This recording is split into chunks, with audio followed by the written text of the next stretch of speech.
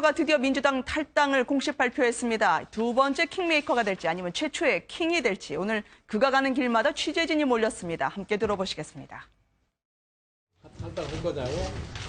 그거는 할 거예요.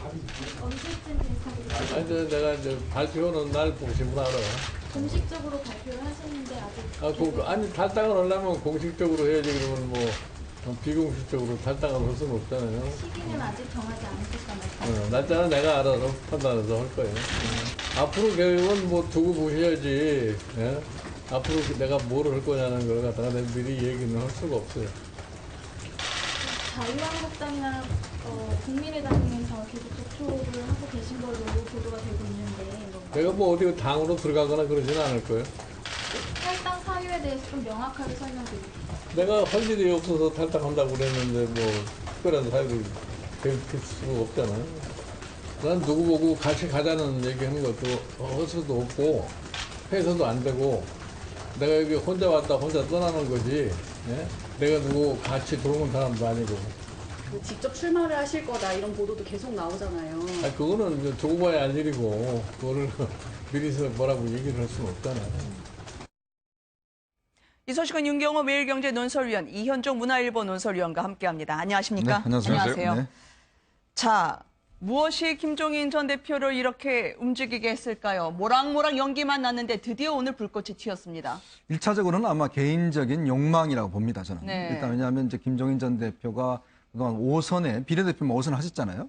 사실적으로 김종인 대표의 큰 꿈이 좀 있는 것 같습니다. 네. 뭔가 이제 국가를 좀 운영해 보고 싶은 그런 일단 욕망이 저는 1차적이라고 보고, 두 번째는 이제 그동안 민주당 내에서 자신이 이루려고 했던 뭐 경제민주화 이런 것들이 상당히 좀 홀대를 받아왔다. 네. 이런 것들도 있을 것 같고. 그리고 세 번째는 아마 이제 문재인 전 대표와 친문 세력 여기에 대해서 상당히 이제 좀 공격을 많이 받아왔어요, 그동안. 네. 여러 가지 문자 테러 이런 걸 통해서 상당히 이제 좀 이 기존에 정말 자기가 4.13 그 이제 총선을 통해서 상당히 일당을 만들었지 않습니까?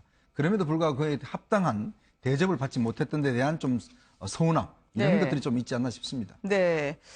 김종인 전 대표가 이제 탈당 날짜는 내가 정하겠다라고 했는데요. 이 박영선 의원도 상당히 막판까지 좀 말렸던 것 같은데 역부족이었던 모양입니다. 예. 김종인 대표하고 막 가깝다고 얘기되는 의원들이 박영선, 진영 뭐 이런 네. 분들이죠. 물론 다 지역구를 가지고 있는 분들인데 한때는 뭐 진영 의원 탈당설, 동반 탈당설도 얘기가 있었지만 진영 네. 의원 측에 따르면은 전혀 그럴 뜻이 없다고 해요. 네. 박영선 의원도 막판까지 말리다가 김종인 전 대표의 뜻이 강하다는 걸 보고 본인도 네. 이제 안희정 캠프로 갔지 않습니까?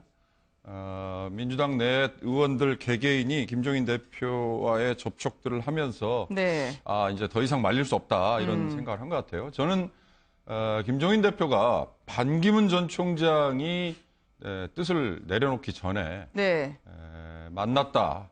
이거에 상당히 저는 주목을 했었는데 그때 나눈 얘기가 비공식적으로 반 총장이 상당히 놀랐다고 해요. 내용인즉슨 김종인 대표가 나에게 정권을 주고 당신은 얼굴마담만 해라. 네. 이런 제안을 했다는 거죠.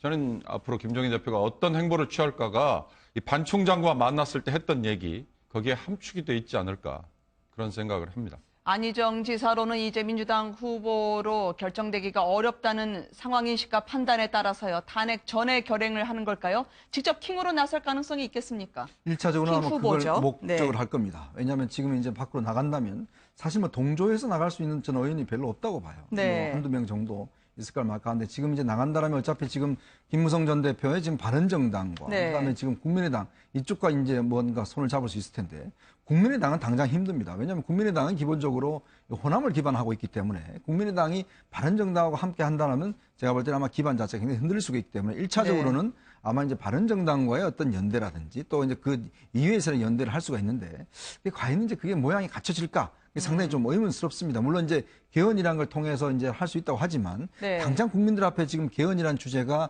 과연 와닿겠냐 문제. 네. 그리고 바른정당의 지금 지지도가 많이 떨어져 있지 않습니까? 그거 할 수 있는 동력. 이것 자체가 상당히 없기 때문에 1차적으로는 이제 아무래도 뭐 본인이 직접 나서는 것들 검토하겠지만 또한 이것 또한 간단치 않다고 할 때는 어떤 면에서 보면 이제 막 결국에는 킹메이커로서의 어떤 본인의 역할 이런 네. 것들로 갈 가능성이 좀 높다라고 보여집니다. 다른 여야 골고루 러브콜을 받고 있는 김종인 전 대표입니다. 탈당을 선언하자마자 말이죠. 그런데 민주당 내에서의 반응은 상당히 미묘합니다. 다른 주자들은 만류를 하고 있는데요. 문재인 전 대표는 사실이라면 안타깝다. 끝까지 함께하길 바랬다. 이 이별에 대해서 받아들이는 걸까요? 당시 지난해 3월 기억하십니까? 2번 비례대표 때문에 양산에서 급거 문재인 전 대표가 올라오게 되셨습니다. 그때 이 두 분의 인연 지금은 어떻게 해석해야 될까요? 함께 보시겠습니다. 이른바 화병 점정을 잘해 주셔야지 그렇지 않으면 지금까지 한 일까지 다 이렇게 허사가 되는 거 아니냐. 끝까지 조금 당을 책임지고 이끌면서 우리 당 간판으로 이번 선거를 좀 이끌어 주셔서 야권의 총선 승리를 만들어 주십시오라고 부탁 말씀을 드렸습니다. 내가 뭐 그동안도 얘기를 했지만 내 여태까지 그렇게 내 스스로의 명예를 지키기 위해서 산 사람인데 그런 식으로 나를 그렇게 아주 욕보게 하는 그런 거는 내가 절대로 용납을 할 수가 없어요. 문재인 전 대표로는 안 된다라는 걸까요? 저때의 상황과 지금의 상황에 문재인에게 김종인이라는 존재는 네. 완전히 다르다고 봅니다. 저때는 김종인 이외에는 대안이 없었죠. 네. 그러나 지금은 문재인 후보에게, 문재인 전 대표에게 김종인이라는 분이 꼭 필요하지 않을 수도 있는 거 아니겠어요? 저는 역설적으로 지금 개헌론이라든지 또는 네. 빅텐트론 이런 얘기가 나온다는 게 김종인 전 대표가 앞으로 나가서 할 일이 뻔히 보인다. 네. 무슨 얘기냐면 특정한 어떤 이념, 특정한 어떤 정책 이런 걸로 뭉칠 수 있는 본인이 또는 나설 수 있는 게 아니라 오로지 반문재인 하나만을 놓고 지금 나와 뜻을 같이 하는 사람들은 손을 잡자. 네. 이런 거 아니냐 이거죠. 김종인 대표가 했던 얘기에 그 함의가 있을 것 같습니다. 당을 떠나는 이유가 탄핵 이후 여러 상황에 대해서 자유롭게 말할 수 있고 자유롭게 행동할 수 있기 위해서다. 네. 이렇게 얘기했는데 이 얘기는 해석을 하자면 문재인에 대해서 내가 좀 직접적으로 비판도 하고 욕도 하고 또는 민주당에 대해서 문재인의 네. 민주당에 대해서 반기를 들었으면 하는데 그게 지금은 안 되지 않느냐. 전 그렇게 해석이 되거든요. 그런 그러면, 점에서 앞으로의 네. 행보가 보이는 거죠. 김우성 전 대표와 함께 어쨌든 서서히 빅테트든 아까는 캠핑 캔트가 아니겠느냐라고 말씀하신 분도 있었습니다만 박지원 대표 말이죠. 네. 자, 김우성 전 대표와 다른 분들의 규합이 어느 정도 진행이 될까요? 일단 지금 아마 탄핵 이후 만약 인용이 된다라면 탄핵 네. 이후에 이제 그 변할 수 있는 변화상 이걸 아마 좀 유심히 볼 것 같습니다. 특히 이제 아무래도 바른정당의 입지가 좀 높아질 것 같고요. 네. 지금 자유한국당이 만약에 이제 탄핵에 대한 책임지면서 거기서 뭐 일부 또 이탈하는 부분도 있을 것 같고 그렇다면 이제 그쪽 세력과의 어떤 좀 연대라든지 그 어떤 규합을 통해서 이제 나름대로 세력을 형성하려고 할 겁니다. 저는 이 초기 세력이 과연 얼마나 될 것인가가 이제 상당히 중요한 의미가 있고요. 네. 만약 이것이 어느 정도 좀 세력이 된다라면 이제 그 속에서 이제 국민의당과의 연대 문제라든지 이런 것들 이제 모색을 하겠죠. 근데 그것이 이제 탄핵 그 이후에 만약 국민들의 여론 자체가 보면 이제는 그 과연 그러면 나라에 어떻게 이제 앞으로 이끌어갈 것인가 네. 이런 방향성을 본다라면 문재인 전 대표의 어떤 안보관이나 경제 문제라든지 이런 것에 대한 부정적인 좀 각을 세울 가능성이 있죠. 네. 그런 각 세우는 것들이 과연 이제 성공을 한다라면 이제 김종인 전 대표의 어떤 나름대로의 존재의 가치라든지 이런 것들이 좀 인정받을 수 있는 것이고 네. 만약 이제 국민들 입장에서 본다면 그냥 이거는 정권 교체다 이렇게 이제 판단한다면 사실 이쪽 흐름 자체가 큰 의미는 없어지게 되는 네. 그런 상황이 아닌가 보여집니다. 자유한국당이나 바른정당이나 좀 접촉을 시도하는 것 같던데요. 예. 이렇게 되면 새로운 제2의 여권 후보처럼 옹립을 하려고 하는 사람도 있을까요? 글쎄요. 김종인 전 대표가 그동안에 지금까지 1년 13개월 동안 민주당에 속하면서 했던 행보하고 느닷없이 자유한국당과 접촉을 한다. 이거는 사실 맞지는 않은 것 같아요. 네.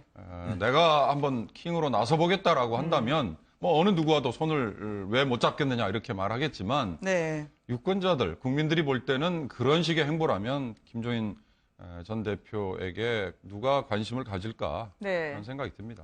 평생을 수동적으로 살아왔다 얘기했던 김종인 전 대표의 앞으로 결행 가능성 함께 짚어봤습니다.